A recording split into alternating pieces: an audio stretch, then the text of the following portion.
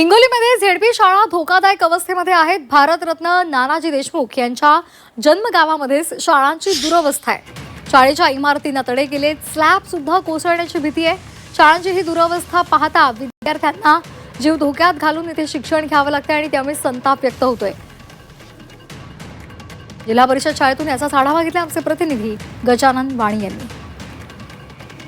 एका बाजूला भारतरत्न नानाजी देशमुख यांच्या ग्रामीण भागातील विकासांचा आदर्श सांगितला जातो, मात्र दुसऱ्या बाजूला त्यांचे जन्मत असलेलं जे कडोळी गाव आहे त्या गावामध्ये विद्यार्थ्यांना धोकादायक शाळेमध्ये शिक्षण घेण्याची वेळाचं आल्याचं पाहायला मिळते। बघताय की मी याच येथील जिल्हा परिषद शाळेमध्ये आहे, केंद्रीय प्राथमिक शाळा आहे। बघताय की या ठिकाणच्या ह्या शाळेची कशा प्रकारे विदारक परिस्थिती निर्माण झालेली आहे। बघताय की संपूर्ण स्लॅबला तडे गेलेले आहेत आणि विद्यार्थ्यांना आपल्या याच वर्गखोल्यामध्ये जीव मुठीत घेऊन शिक्षण घ्यावं लागतंय। बघताय की कशा प्रकारे संपूर्ण छेद कधी कोसळेल, कधी काही अनुचित प्रकार घडेल याचा नेम नाही आणि कशा प्रकारे विद्यार्थ्यांना या ठिकाणी याच धोकादायक झालेल्या वर्गखोल्यांमध्ये शिक्षण घ्यावं लागतं। ही परिस्थिती याच शाळेची नाही तर संपूर्ण जिल्ह्यातील जवळपास 146 शाळा आहेत आणि या शाळांमध्ये विद्यार्थ्यांना आपला जीव मुठीत घेऊन शिक्षण घ्यावं लागतंय। बघताय की या ठिकाणी विद्यार्थी बसलेले आहेत आणि वरच्या बाजूला आपण जर बघितलं तर स्लॅब कधी कोसळल्याचा नेम नाही। विद्यार्थ्यांना याच शाळेमध्ये जीव धोक्यात घालून शिक्षणाचे धडे गिरवावे लागतात आणि